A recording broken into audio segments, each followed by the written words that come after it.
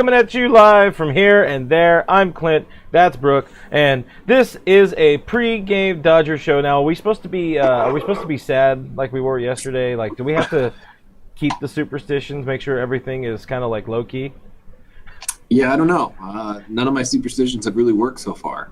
It just kind of happens. So, I don't know. I don't know how to play it. I don't even know if I'm supposed to be happy. Am I allowed to be happy? Well, are we happy? I mean, being happy is one of your least fine qualities. You don't have much practice in it. What's going on, guys? Thanks for joining us on another fun-tabulous pre-game show here. We hope it's not the last of the year. We want to keep playing. We want to keep seeing sports ball. We want a Game 7. Let us know how you're thinking. Let us know how you're feeling. Let us know where you're representing Dodgers Nation today. Let's dig into a few of the comments. Go for it, Brooke. See what you see. My favorite one so far is right from the bat, the immediate "we need to win." I think, that is a factual statement. We do need to win to stay in this series. It is 3-2, so yeah, we absolutely have to. Adrian over on Facebook says, "Holy hell, boys, let's do this." I think that echoes a lot of sentiments of a lot of fans right now. Didn't really expect to win last night. A lot of people didn't. I did. I will say that I did expect to win last night. Yeah, you had to feel a little bit good about it. Yeah. Over on YouTube, Under the Sea says, that's an interesting name, but it says, "I don't want to get my heart broken." And you shouldn't be a Dodger fan if you don't want to get your heart broken, because that's not going to cut it. Katie over on YouTube wants to wish Clint a happy birthday. Guys, it is Clint's birthday today. He's working on his birthday. That sucks for him. I would never want to do that, but Clint, happy birthday. How old are you, like 22? Yes, totally 22. Exactly. Several years ago, I was totally 22. But yeah, I'm here up until I'm not going to be here, so it's perfect. And then he'll be gone. Yeah, and then it's going to be all Brooke all day on the website. So if things are bad and things are on fire, blame that guy. Perfect. I got it. Jonathan on Facebook says depression hour is over. Time to get up. It's also, it's kind of early for some. I don't even think Bulldog was awake yet. Oral Hershiser likes to sleep in until about noon. He's a sleeper. Quality. Press 1619, our boy on Twitch saying happy birthday, FRJ. I heard this is a no pants party. It is a no pants party. And that's all we're going to talk about with that. Irma is praying in Texas for a Dodger win. Alva says win for Vin, always win for Vin, because we're seeing a lot more Vin online of late, and he doesn't look as good. He's old, man. I don't know what to tell you. I heard once you get old, things get harder or whatever. I don't know. He's pretty old. Some things get harder. Hey, but you can use our special promo code. Assailed Loner on YouTube says, epic comeback time. Let's be great Dodgers, with a nice smiley face on there. Veronica says, let's go Dodgers. Take it to Game 7. Win it all. You got to feel good that if we can get this game tonight, or today, this afternoon here in LA, then we're going to be riding pretty high going into Game 7. But you got to get there first. And we had to win a game last night to get to where we're at today. So let's talk a little bit about that game last night. There were a lot of big moments, a lot of big, like moments that haven't really been going the Dodgers' way. We had those last night, and you started to get that good feeling. Yeah, in any playoff series, you're going to just need things to go right. It doesn't really matter how good your team is. Sometimes you just need the ball to bounce your way. Mm-hmm. And there was a couple plays last night where things worked out for the Dodgers. You talked about one of the biggest ones. Dave Roberts talked about this as well. But obviously Mookie makes a great catch out in right field, saves a run, shoestring grab, like literal shoestring grab. I don't think you can get any lower than that. And then Marcell Ozuna leaving the base early because he couldn't tell if it had dropped. He couldn't tell through people. And, that is Dave calls that a momentum-turning play. I don't think there's a better way to sum it up, dude. I don't know if we win that game if it doesn't turn out that way. Why is it always Marcell Ozuna, man? He always has something where it's like dude just is not in the game, or is not. He does not possess every 5-tool that a 5-tool player might have. He's a one-tool player, and he's very good at that one tool. But if you force him into the other areas and he has to use his other dull tools, it's not going to work out too well. So He's one of those guys that Yeah. you're like, you're in here for your bat. You're not in here for anything else. You're not here for your brain. You're not here for your speed, your glove, none of that. Yeah. You're here for your bat. Just get it done. And I mean, So, it was so blatant. It was so like egregiously bad. I'm surprised it took as long on the review. But it's like, how do you not just like, oh, you know what? I messed up. I'm gonna go back and not screw my team over. But instead, he's like, oh boy, oh boy, oh boy, oh boy, oh boy. I think he got off so far that he was like, screw it. Like, I'm just going to hope I hit the ground now because he might beat me on the throw home. Immediately, as soon as I saw him beat the throw home, knowing his speed, I was like, oh, he left early for sure. Oh, yeah. There's no way. I know Mookie took a second to get it out of his glove and to get it home, but just the way it matched up, I'm like, yeah, there's no way. Unless you're one of the faster guys on the team, there's no way you're beating that play by that much. Because he beat it. It was close, but for him, he should not have been there at all. So easy to tell. Easy to see. That's one of those plays that goes our way. Another one is, I don't know if you call it CT3's almost hit by pitch. I don't know what you can call that. You know, it goes off the knob of his bat. Yeah. I don't know if it was an acting job where like 6 seconds later he dropped the bat. Yeah, Kike actually called it. He called it that. Kike, as part of the pregame scrums today, Kike Hernandez called that a big play and was mentioning CT3's acting job. It wasn't so good, but he ended up getting the double afterwards, and that was another one of them big momentum-changing and game-changing plays, much to the chagrin of John Smoltz, but that's a whole different ball game there. But yeah, you look at that play and just what it opened up and how that kind of like every little bit combined after the third inning, after they got Minter out of the game, and that dude was shoved in his first career start as a big leaguer. That was wild, man. I mean, a guy that you were, as from the Dodgers, you're thinking, well, hopefully he just goes one inning. Hopefully we get him to throw enough pitches to just go one inning. And if he doesn't go one inning, hopefully he gets pulled in the second inning. And if he doesn't get pulled in the second inning, hopefully he only goes 2 innings. The dude flat out comes out firing. Like, I know he's throwing 97, 98, but the way he's throwing it, man, it looked like it was cranking in there triple digits sometimes, the way it was blowing past these guys. And he strikes out 7 dudes through 3 innings, gives up 1 hit. And, I mean, he commanded the game. The way he started off, the tone was like, oh, yeah, the Dodgers are dropping this one. Yeah. There's no way they're going to bounce back from getting absolutely shut down by this guy. And they did. So credit to them. They did. Yeah, they it had that feeling that just at some point, this is where the floodgates are going to open. And then, you know what, I'm going to credit Doc. I think he made 99% of the right decisions yesterday. Maybe Joe Kelly was a little bit sketchy, going with Curveball Kelly in that third inning, fourth inning, I forget when D-May actually came out, but it proved to be the right call. Yeah, so early. And that's where everything, kind of shifted from there, because you got the big play from Mookie, you got the big play from Ozuna, let's be real, big time helper there, and to stop it there, and then have Seager come up and you get those momentum plays, and that's where it happens. They talk about like the shutdown innings after you score a bunch of runs. Well, after they talked about it in the pregame today, those defensive plays can have just as much momentum as a homer or a big 2-out rally or whatever it is, and that's proved to happen. You went from there, and then you go to Siegs, who's I don't know what planet he's on right now, but it's not Earth. It's that lack of dairy, man. It's really sending him to the next level. We're talking about big plays. Jermaine over on Facebook says that Mookie catch last night literally changed it all for us. And then Rafael says Max Muncy's walk was huge, set up the Smith versus Smith. There's so many big moments throughout the course of this game, and just big at-bats and big plays made by individual guys that set it up for the rest of the entire game, really. But if you're going to look at it, what is the bigger play for you? Let's say between the 3. I had it originally narrowed down between the Mookie catch and the double play and the Will Smith versus Will Smith home run. But let's extend that to even just Max Muncy's at bat, because that Will Smith home run doesn't happen without Max Muncy's at bat. Yeah, no, 100%. Like everything, and even Smith's at bat. He talked about not getting picked on by Will Smith in that inning, by pitcher Will Smith, and everything just kind of really worked and clicked. You can see that.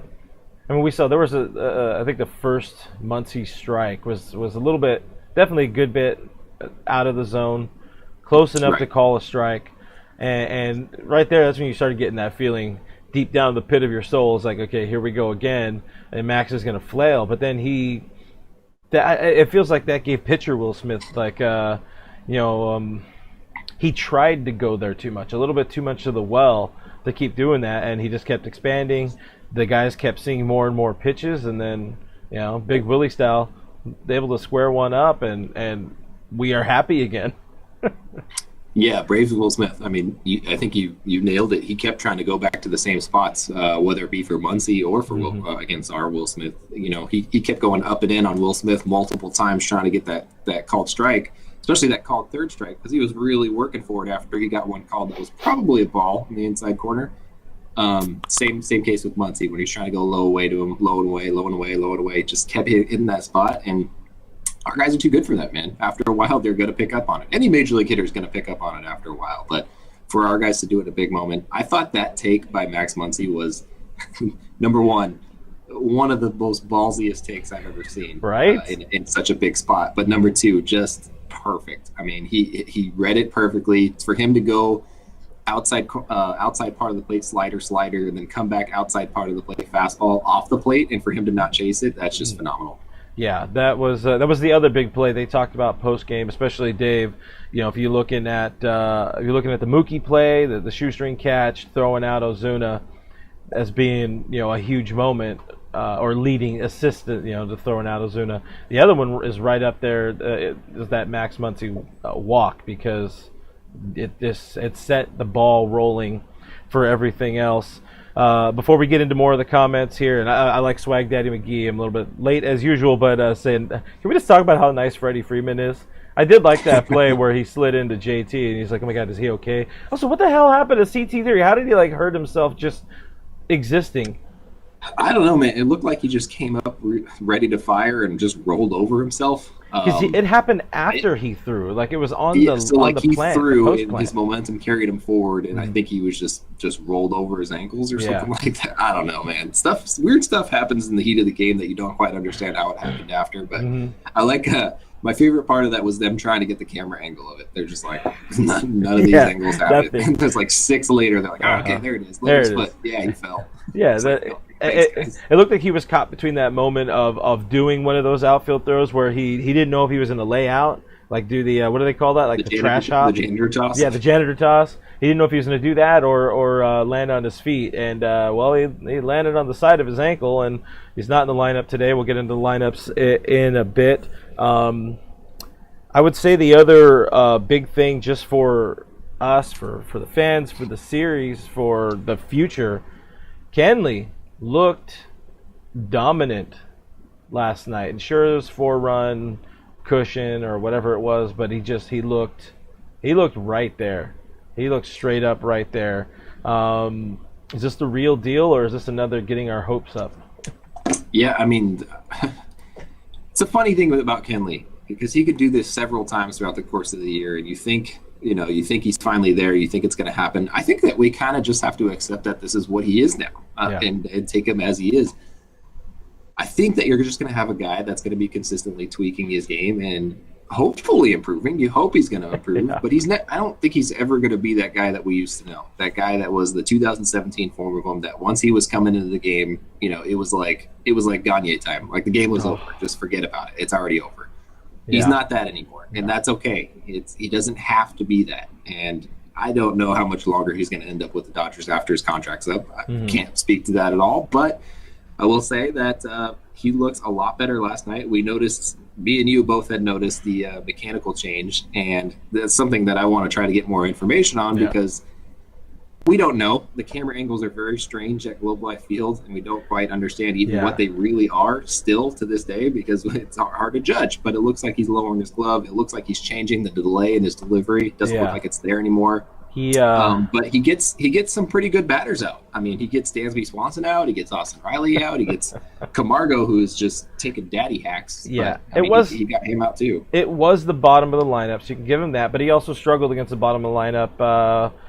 It was in the NLDS, or it was earlier in the series too. So, but yeah, we were talking about that. So I'm gonna go Oral Hershiser here style, and I got the glove, I got the ball. But yeah, you see that kind of more straight up, because usually Kenley was kind of like kind of having his glove, whatever. The camera's too close, and I don't have a cameraman to do the thing. But yeah, you're seeing a lot more on top, and maybe that's just trying to force that cutter. He was talking about it pregame today, you know, the fact that it's that feel pitch. So if he's trying to shape it instead of just having the feel and chucking it, and that's why you saw the velo kind of spike back up. If you're trying to shape it to be a cutter, you're going to see that dip in the velocity. You're going to see the 89s, 88s, 86 instead of the 92, 93s, and we saw some of those last night. So if you do get that feeling back, and you know, Kenley's always been that notorious guy where he said, I don't know how I throw my cutter. It just kind of was a natural thing. And you know, when he had the injuries happen, he got into bad habits, and if you don't know how to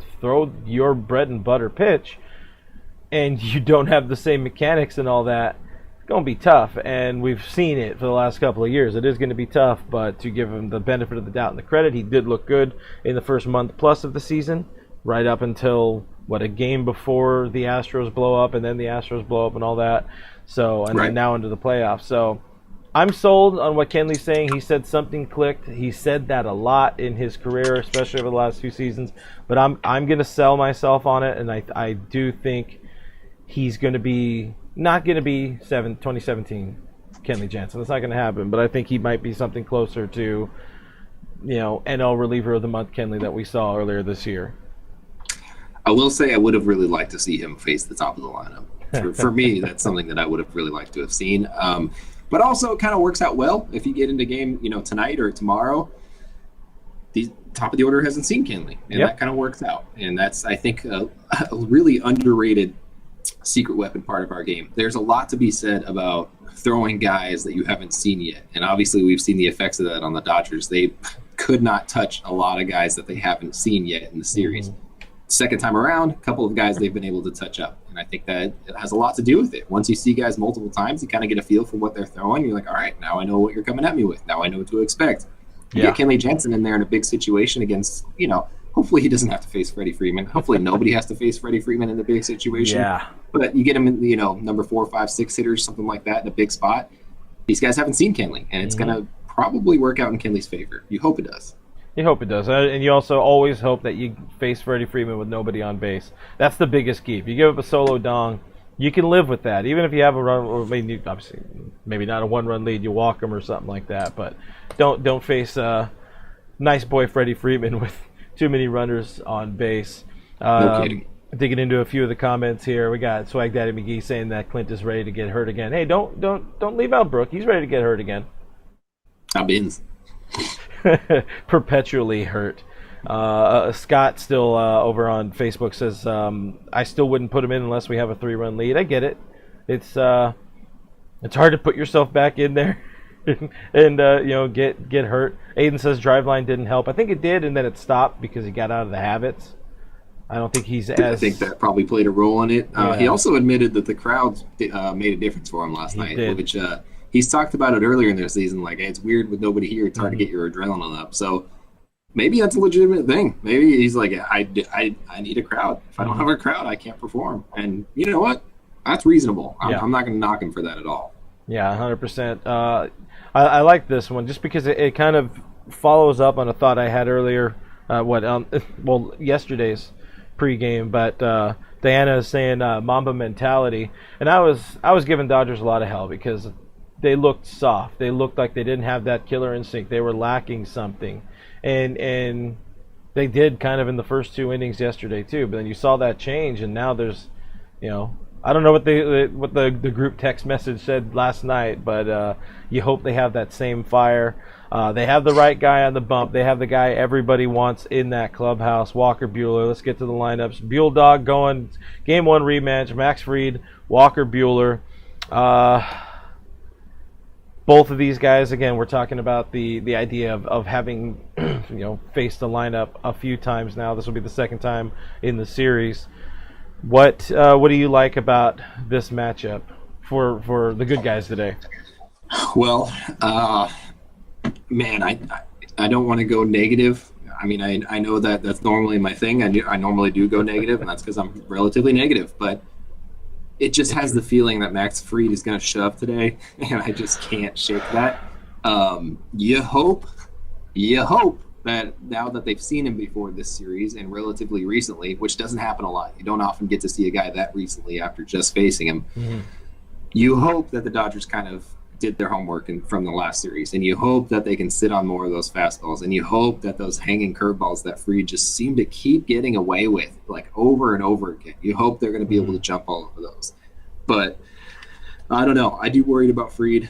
Strangely enough, we talk so much about how opposing pitchers and opposing teams were going to throw a lot of left-handed pitchers at the Dodgers because they did not hit left-handed pitching well throughout the course of the season. And that's true. During the regular season, the Dodgers pretty bad against left-handed pitching. Then you go to the playoffs, and this is why we say it's just a whole different season, and you kind of got to throw those stats out the window for a lot of reasons. Number one, look at Jock. If you throw his entire regular season out the window, it doesn't count anymore because what he's doing in the postseason is pretty ridiculous.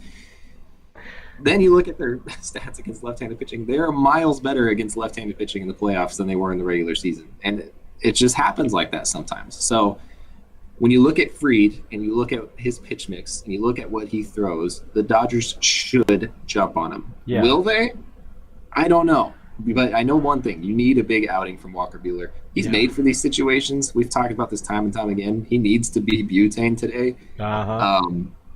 In an ideal world, I'm looking to get 4 shutout innings from him. And that's really all you need to make it through. That's the minimum to make it through. Any less than that, man, it's going to be a tough day because somebody pointed it out in the comments. I don't remember who it was. I think it was Chad on Periscope, but he had said both bullpens, they're pretty gassed out. And that's pretty true. Both bullpens have been worked pretty damn hard. I would argue that the Braves bullpen's probably been worked harder because now they have 2 guys that are just completely out of their bullpen. You're not going to be able to use them, but it's going to be a push, especially if we have to go to tomorrow. Yeah, I feel pretty good about Walker today. Kyle on Facebook says Buehler is always better with his back against the wall. That is a good point. He will go deep today in an elimination game, and I don't think if you can get 4 shutting out of him, sure you can piecemeal something together. You could probably keep it there. They got 5-1 out of him in game 1. I think he's going to come into this one a lot more hungry. As we got Maddox G a super chat on YouTube, which I don't really know what that means, but I think they gave us money, so thank you, Maddox G. We appreciate that. Thanks, Max. He says, "Go Dodgers! Please don't break our hearts again." And I think Walker Buehler is going to do everything he can to make sure Dodger fans' hearts are not broken today. We can live on to see another day, provided the bats can get going. Buehler, like we were talking about yesterday, and we've talked about before the playoffs even started.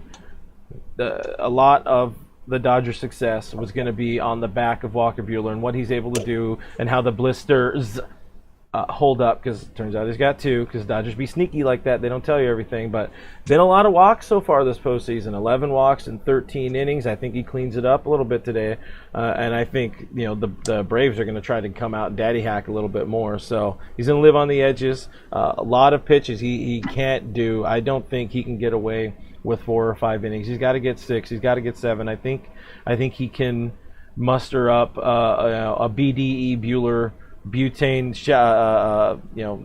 outing today, and I think he'll finally, because he hasn't been overly dominant despite fine numbers. He has not been overly dominant this postseason. I think he does turn it on. I think we do see butane not.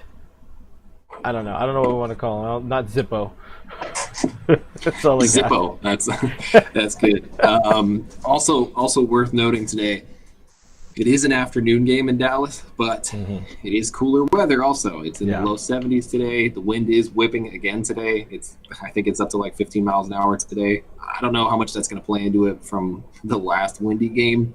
Don't like to think about those windy games, but something to consider. We got away with it last night. It didn't seem like I didn't see any wind last night. Did you? No, it was not. It was not nearly as bad as it was the previous game. It seemed to be pretty calm, all things considered. Right, and for Walker, I think playing in a little bit cooler weather it's gonna with the open roof especially is gonna play up a little better for him than a hot day for him. I think.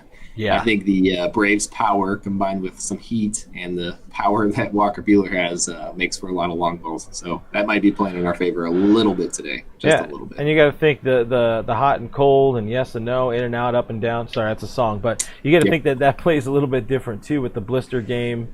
Heat might kind of, you start getting a little bit more sweat. It gets a little bit more tough to control those pitches. So just one random thought in there. Go ahead and find some comments. I'm going to read a couple here. Like Tyler Martin here on Facebook says, Fried is due for a loss. I think he is due for a bad due. Mario on the other side on YouTube says, Max Fried scares me. So we're sending mixed signals here, guys. Come on, let's get on the same team. We're all a little bit of this, a little bit of that. We all feel it today. I personally think you have every reason to be afraid of Max Fried. The dude just feels like he's going to shove today. Mm-hmm. Over on Periscope says, why don't they close the roof? I don't get it. It's an MLB policy. Because they have fans in there, it traps Corona in, apparently, if you got a roof closed. So open roof unless there's rain, in which case, I guess if there's rain, there's no coronavirus, apparently. So I don't know how that works out, but just get over it. The roof's going to be open, and that's it. We're just going to have to go with it. Dia over on YouTube says, let's swing on those first pitches and get the momentum going. I do think that you're going to see the Dodgers aggressive again today. He was several times during that first game, he was pumping fastballs right down the middle for his first pitch. So I think the Dodgers have to jump on that, especially when he was coming back with that off-speed stuff. They just looked lost. So definitely important for them to get in early, get their hacks in early, swing at strikes. For the love of God, swing at strikes. I think it all depends on how Mookie does again today, man. When Mookie goes, we go. Yeah, absolutely. Mookie goes. I got as perfect timing. I see on YouTube Ash saying Mookie is overrated. We'll see. I think it's too early to tell in his tenure as a Dodger to say whether or not he's overrated. But he is going to get the lineup going. We're going to get into the lineup right now, but I wanted to read one more. I got Scotty Cat on Periscope, says it's all about the pants. Hopefully Duarte, hopefully Michael can ask Walker about his pants after today's start, because they're going to be tight again. But hopefully it's a happy. Tight, but he's got to be happy for you to be able to ask that. Still, not the time or the place. Let's get into the lineup. Dodgers lineup does not feature Chris Taylor. Again, he is out with an ankle injury. The Dodgers did say that, Dave said, pretty much he's available to hit, but I don't think he said it with very much confidence. I feel if it was a regular season, he might have hit the IL already, but if they take him off the roster, he can't be on for the World Series, so there's still some time to kind of play with it.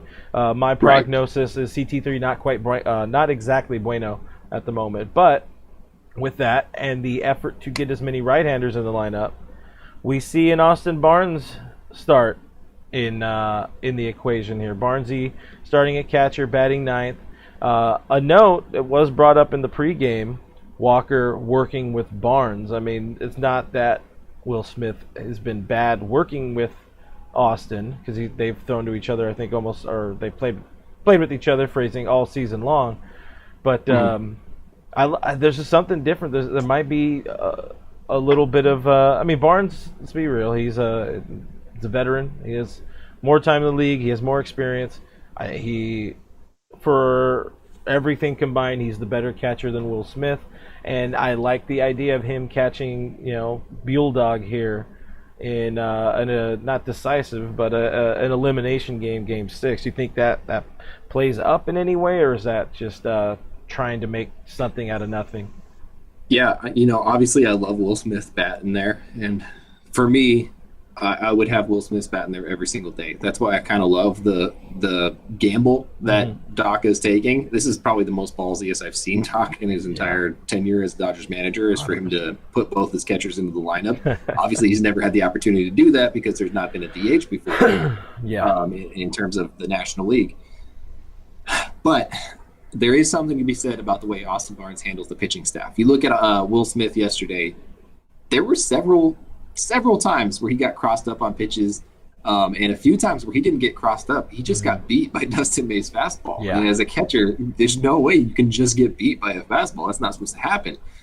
And so you look at you can dive into all the deep analytics of catching and catch framing and stuff like that. And every single one of them will tell you that Austin Barnes is a better defensive catcher than Will Smith. Doesn't really come down to that in the playoffs, I don't think. I think it more comes down to how you handle the pitching staff and your relationship with the pitching staff and your trust with the pitching staff. And I think Barnes has earned that throughout the course of his career. His time with the Dodgers would dictate that. The fact that Clayton Kershaw, of all people, has him as his designated catcher probably tells you more than you need to know about Austin Barnes. And I think you're going to see a better game out of Walker Buehler today because of how Austin Barnes catches the game. I hope that you do. I really hope that you do. But I truly believe that it will be the difference maker today. And this is our catching expert, Brook-Me3, on the call. I got to pick the click yesterday. I forgot about that. Oh, yeah, you did. I forgot. Always go with the catchers, man. I forgot who I said. Who did I say? I said Mookie, I think. I think you said Mookie. I think I went homer. Hey, I call it a win. Mookie had a good game. He had a great game. That's a win. Yeah. Well, I don't think you win the game without Mookie yesterday. While we're here and I still got the lineup on the screen, you guys drop your call your shots, drop your picks to click, see who you think's going to have a big game, what's the final, give us your predictions. We're going to get to those before we head out of here in a bit. As I say, we still have the lineup up. I'm going to get rid of it now. I'm going to throw up the Bravos lineup. Once again, I think it's the same lineup from yesterday. So if it ain't broke, don't fix it? ? I mean, they scored some points in the immortal words of Dino Ebel. Not a bad looking lineup. Travis d'Arnaud is not doing what he was doing before, so maybe he's still a Dodger fan at heart. But I think I feel good about Buell Dog going through these guys. A few lefties in there can hack. Yeah, I think the biggest fear is going to always be Freeman against him. He tagged him early and kind of set the tone for the series and for the Braves in Game 1. Right. So I think Walker's going to be a lot more careful with that, and I think he's kind of going to throw the kitchen sink at the Braves today. And whatever happens with those blisters, who cares? Because you don't got to worry about the World Series unless you get there. But if you don't get there, all that kind of stuff. So that whole thing. But anything stand out for you in these matchups? Even though we already talked a lot about Walker and this team, but anything else? No, I think the Braves are. We're used to being the Dodgers. There's several different guys that you can mix in on a daily basis, and none of them are really going to be wrong. The Braves are pretty straightforward. Like these are their guys, and these are who they're going to roll with, and they've demonstrated that. And this is obviously we don't know who's going to be starting tomorrow. If we get that far, we have a good idea, but yeah. I'm willing to guess that this is the exact same lineup tomorrow as well, if we get that far. So, nothing particular that stands out. Man, I just keep thinking about having to deal with Freddy Freeman, and I think the only way to deal with Freddy Freeman is to make sure that you deal with Acuna. And I think if you get Acuna out, you don't let him get on, you don't give him any free bases, and you can be very effective against this lineup.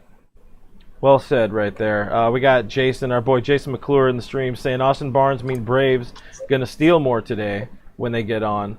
It should be noted that Buehler as well has been focusing a little bit more on his mechanics, so he's been a little bit slower to the plate. So those two combined, the Braves stole 3 bases against them, I think, in Game 1. So you could see a little bit of that, but best way to mitigate, don't let base runners on. Easy money. Why am I not getting paid by Major League Baseball teams?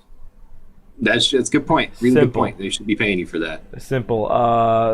Steve says, why not Kike and Smith at catcher? Why not Kike, I'm assuming, DHing? Well, we don't have CT, so that's where that kind of comes in there. We're sort of down a right-hander, so they're trying to maximize the right-handed batters against Fried.